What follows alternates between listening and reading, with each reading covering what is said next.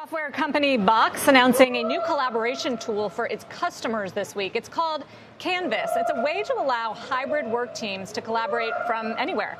The product will be rolled out later this year. Box shares are a little bit lower today, but they've had a strong run lately, up more than 20% in the past month. Joining us now to discuss is Box CEO Aaron Levie.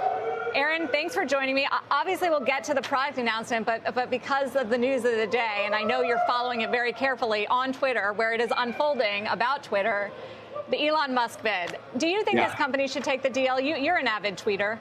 This is just my luck. I wanted to talk about Canvas, but Elon had to go blow that up with an SEC filing. So.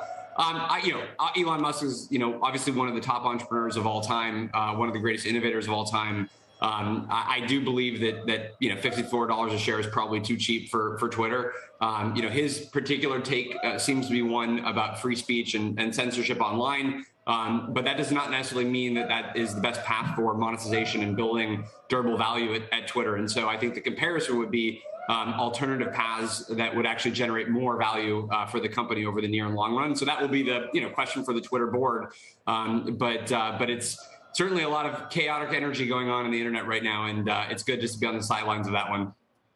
Well, and the markets as well. So you mentioned the free speech aspect, which is sort of interesting that's what he wants. As someone very familiar with this product and with clear views about its value, do you think Twitter should restrict speech or hate speech less and some of the other areas where they've had to crack down, especially in this kind of regulatory environment?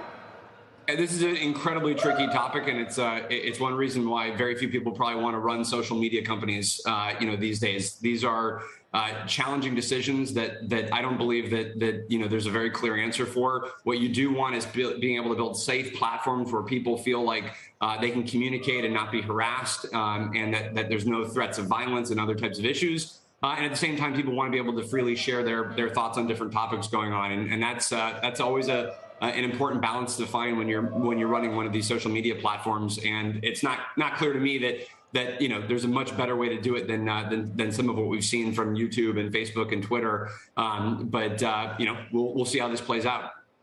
There's another angle that I just wanted to ask you about, and that is during your proxy fight with Starboard, when you were defending your company and ultimately prevailed, you had KKR come in with some financing and advisory work to help defend the company. They've got Silver Lake on their board, Twitter that is. Is that something that you could see happening here, either through advisory or financing work, help that company defend itself against Musk?